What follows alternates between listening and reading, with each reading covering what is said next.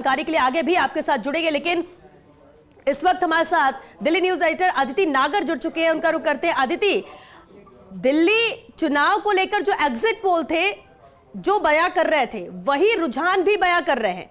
कांग्रेस एक बार फिर से 0 सीट पर रह गई है, जो कि 1 या 2 पर पहले आगे बताई जा रही थी। यानी 70 में 40 बीजेपी और 30 पर आम आदमी पार्टी।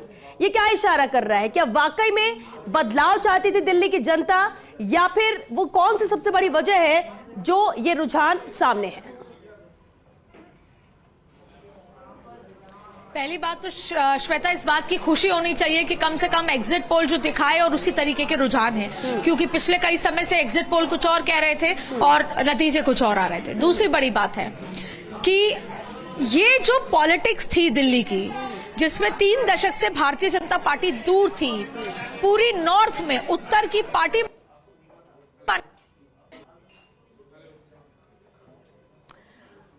तो दिल्ली चुनाव के रुझानों में बीजेपी को बहुमत है, जहां बीजेपी 40 सीटों पर और आप 30 सीटों पर आगे चल रहे हैं। यानी 70 सीटों में सिर्फ बीजेपी और आप का कब्जा है। रुझानों में भी कांग्रेस खाता नहीं खोल पाई। हालांकि शुरुआती तौर पर 1-2 सीटों पर कांग्रेस आगे चल रही थी, लेकिन अब 40 सीटों पर बीजेपी और 30 सीटों पर आम आदमी पार्टी आगे चल रही है। रुझानों में बहुमत बीजेपी को मिल चुका है। अब देखना होगा क्या वाकई में यही परिणाम सामने आते हैं या फिर कुछ बदलाव होता है। लेकिन इतना जरूर है कि रुझान ये बयां कर रहे हैं कि दिल्ली की जनता बदलाव चाहती थी। एक बार फिर से अदिति हमारे साथ जुड़ चुकी है। अदिति, वापस आप अपनी बात पूरी कीजिए, क्योंकि जश्न का दौर भी शुरू हो चुका है। जश्न की तस्वीरें भी हम दिखा रहे हैं, लेकिन जो मेरा सवाल था उस पर जवाब चाहेंगे पूरा।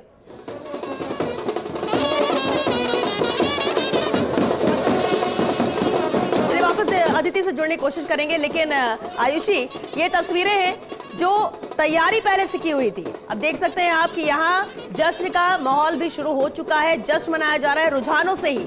हालांकि कई बार होता है कि जब जल्दबाजी होती है तो कुछ बदलाव भी देखने को मिलता है। शुरुआती तौर पे खुशी होती है तो बाद में गम भी मिलता है, लेकिन एग्जिट पोल और रुझान एक ही ओर इशारा कर रहे हैं। और बिल्कुल ये जो नाचते गाते लोग नजर आ रहे हैं, इनमें उत्साह तो है, उल्लास भी है। हमारे साथ में दिल्ली न्यूज एडिटर अदिति नागर एक बार फिर से जुड़ चुकी है। अदिति, इस चुनाव को किस तरह से माना जाए, जो जिस तरह से रुझान एक एक करके सामने आ रहे हैं, ये बीजेपी की जीत की तरफ इशारा कर रहे हैं? जो 2 पार्टी के अंदर तकरार हुई लास्ट मोमेंट पे आते आते, उसकी ओर इशारा कर रहा है कि उसका फायदा बीजेपी को मिल रहा है? इसको 2 लिहाज से समझना चाहिए, एक जनता के लिहाज से, एक पॉलिटिकल स्ट्रेटेजी के लिहाज से। अब देखिए, जनता के लिहाज से क्या कुछ है, पहले वो कर लेते हैं बात। जनता के लिहाज से जनता ने एक नई तरह की राजनीति, जिसमें अरविंद केजरीवाल टोपी पहनकर आए, पैंट शर्ट पहनकर आए, और उन्होंने कहा कि मैं इस राजनीति में सफाई करने के लिए आया हूं। मैंने ये पार्टी मजबूरी में बनाई है क्योंकि मैं सफाई करना चाहता हूं। जनता ने उनका भरपूर स्वागत किया। 2013 में कांग्रेस ने उनको सपोर्ट भी किया, और फिर कम से कम 11 साल का टेन्योर अरविंद केजरीवाल को दिया गया। उस टेन्योर में सबसे ज्यादा चर्चा हुई कि बिजली फ्री, पानी, लेकिन अब इस 10 साल में न सड़कें बनी, न पानी साफ मिला, सिर्फ बिजली फ्री हुई या मुफ्त की घोषणाएं हुई, दिल्ली का विकास नहीं हो पाया। फिर अब इस बार के चुनाव में भारतीय जनता पार्टी की स्ट्रैटेजी का जिक्र कर लेते हैं। भारतीय जनता पार्टी ने भी उन तमाम फ्रीबीज को चालू कर रखते हुए विकास की बात कही। जाहिर तौर पे यहाँ पर जिस तरह के रुझान नजर आ रहा है कि नरेंद्र मोदी का चेहरा यहाँ पर काम कर गया। उनकी जो विकास की बात है, जो उनकी गारंटी की बात है, वो यहाँ काम कर गई।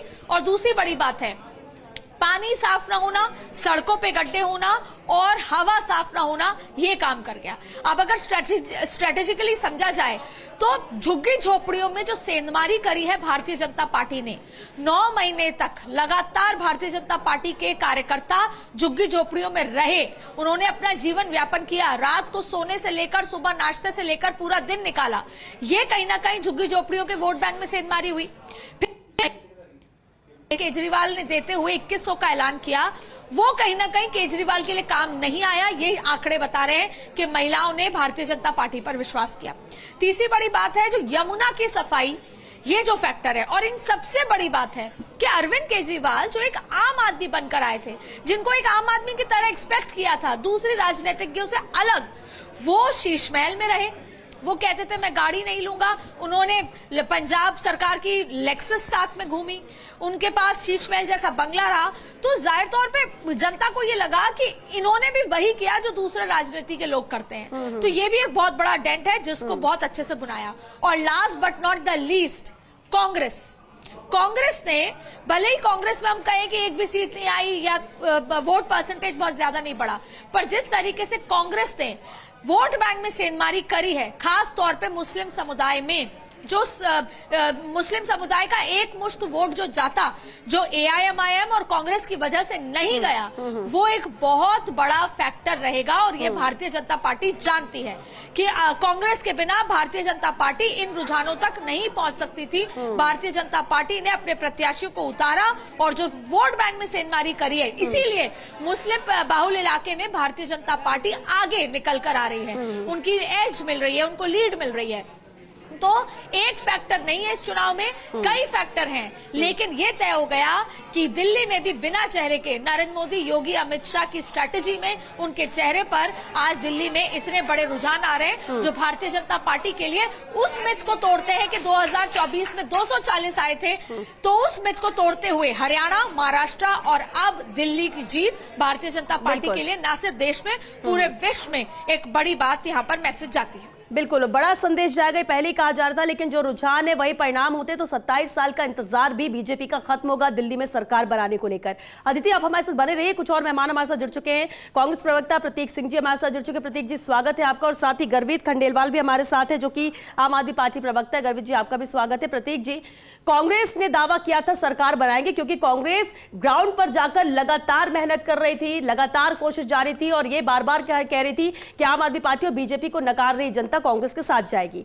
लेकिन रुझानों में कांग्रेस का खाता नहीं खुल पाया। शुरुआती दौर में 1-2 सीटें जरूर आगे चल रही थी कांग्रेस। किस तरह से इसे देखेंगे, क्योंकि हो सकता है कि सीट ना आए, लेकिन टक्कर कई सीटों पर कांग्रेस दे रही है। देखिए, इलेक्शन कमीशन की अगर वेबसाइट पे आप जाएंगे तो उसमें 5 से 7 सीटें ऐसी है जिसमें कांग्रेस पार्टी सेकंड नंबर पे है और बहुत कम मार्जिन से सेकंड नंबर पे है। तो मुझे निश्चित तौर पे संदीप दीक्षित, हाँ, इंक्लूडिंग संदीप दीक्षित, इंक्लूडिंग अभिषेक दत्त, इंक्लूडिंग वजीरपुर की अगर हम बात करेंगे, तो मुझे ऐसा लगता है कि जैसे जैसे, क्योंकि अभी एक राउंड की मेरे सामने ये है, तो एक राउंड की यहाँ पे काउंटिंग हुई है। बादली की अगर हम बात करेंगे तो अभी तो 20 राउंड की काउंटिंग है। तो मुझे लगता है कि 5 से 7 सीटें कांग्रेस पार्टी निश्चित तौर पे जीतेगी और उससे आगे भी टली जा सकती है। और वोट प्रतिशत है वो भी निश्चित तौर पे कांग्रेस पार्टी का बढ़ता हुआ नजर आ रहा है। कांग्रेस ने कैसा मुकाबला किया, इसे कैसे देख रहे हैं आप? चलिए, अभी तो परिणाम आना बाकी है, और जैसा कि आप कह रहे हैं 5 से 7 सीटें भी आ सकती है, ये तो अभी रुझान है, बिल्कुल ठीक है, जल्दबाजी है, लेकिन फिर भी कैसी टक्कर, कैसी मेहनत कांग्रेस की थी? नहीं, कांग्रेस पार्टी ने ग्राउंड पे मेहनत की। हमने 15 साल जो पहले शीला दीक्षित जी के सामने समय पर दिल्ली का जो विकास किया था, जो विकास के पथ पे दिल्ली को लेकर के आए थे, वो हमने जनता को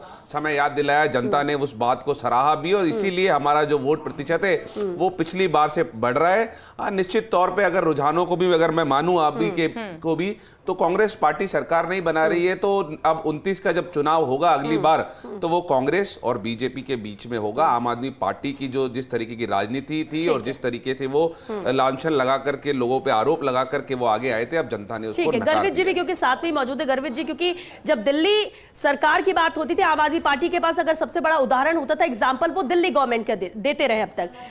आज के वक्त की बात करें, रुझानों की बात कर ले, बीजेपी के लिए प्लस है, ये कांग्रेस के लिए भी प्लस है, क्योंकि शून्य था, एक भी सीट नहीं है, एक भी सीट आ जाती है तो भी कांग्रेस के लिए प्लस है। लेकिन अगर सबसे बड़ा नुकसान किसी का हुआ है तो आम आदमी पार्टी का हुआ है। कहां गए वो दावे जो आम आदमी पार्टी कर रही थी? क्या बड़ी वजह है जो ये रुझानों में ये हाल है आम आदमी पार्टी? देखिए, निश्चित तौर पे रुझान अभी हमारे पक्ष में नहीं है, लेकिन जिस हिसाब से रुझान दिखा रहे हैं, अभी 30 सीट आम आदमी पार्टी से आगे चल रही है, और अभी तो सेकंड और थर्ड राउंड ही चल रहे हैं, अभी बहुत सारे राउंड होना बाकी हैं। मेरे को तो एक बात समझ में नहीं आ रही है, आपका चैनल और ये बीजेपी वाले सब लोग दिखा रहे हैं कि बीजेपी की जीत हो गई है, जीत हो गई है, जबकि ये शुरुआती रुझान है।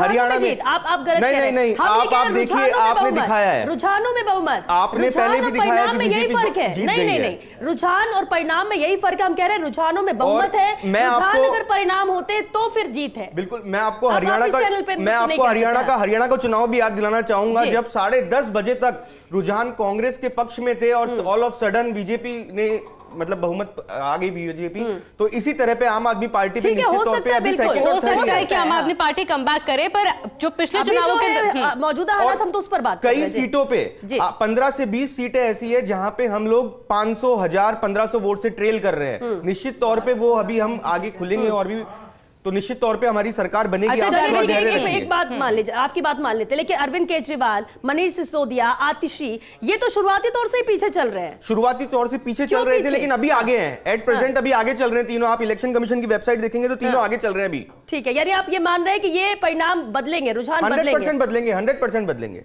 क्यों बदलेंगे? बिल्कुल धैर्य रखिए, क्यों? क्योंकि क्यों? हमने मुद्दों की राजनीति की है, हाँ। हमने शिक्षा की राजनीति की है, हमने अस्पतालों की राजनीति की है, हमने सड़कों अस्पतालों की भी राजनीति की है। हाँ बिल्कुल, इसी पे हमने यही मुद्दे उठाए हैं। एक अस्पताल का नाम बताइए जो आपने बनाया हो। कितने सारे अस्पताल सुधार अरे- दिए हैं, कितने सारे आप अरे देखिए। नाम तो बताइए, सर, एक आप अस्पताल। सर, आप राजस्थान के आपने अस्पताल की हालत शिक्षा देखिए और मॉडल दिया के दिल्ली की अस्पताल जनता को। हालत आपने देखिए। दुनिया, आपने जो पीछे चल रहे हैं आपके उप मुख्यमंत्री जी, अभी वर्ल्ड वो के आगे चल बेस्ट रहे हैं। एजुकेशन अभी वो मिनिस्टर, आगे चल रहे हैं। उन्होंने एक भी स्कूल बनाया क्या? बिल्कुल, बताइए, कितने नाम सारे बताइए। स्कूलों की हालत सुधार दी है। आप देखिए ना, तो कितने ये सारे तो स्कूल मान रहे हैं बन कि रहे एक भी स्कूल बनाया मैं नहीं। मान नहीं रहा हूं, कितने सारे एक भी स्कूल बनाया नहीं ना। वर्ल्ड स्तर के स्कूल बना दिए हैं, विश्व स्तर के स्कूल बनाए अच्छा, हैं। पर गर्वित जी, ये बात तो अरविंद केजरीवाल खुद भी बोल चुके हैं कि वो अच्छा पानी और अच्छी हवा नहीं दे पाए हैं दिल्ली को। बिल्कुल। ये तो मानते हैं कि नहीं मानते? जो यमुना वाला मुद्दा है, वो यमुना वाले मुद्दे में तो हमने माना है, और कोई भी नेता ऐसा नहीं है जो इस मुद्दे पे बोल सके कि हाँ ये हमने पूरा नहीं कर पाया। कोई भी नेता ऐसा है जो 5 साल बाद ये बोले कि हमने लेकिन ये आपको काम तो पूरा 10 नहीं कर साल पाया थे ना, आपके पास तो हाँ 10 10 साल साल बाद है। हमने तो हाँ। बोला है ना कि हम ये काम पूरा नहीं कर पाए हैं।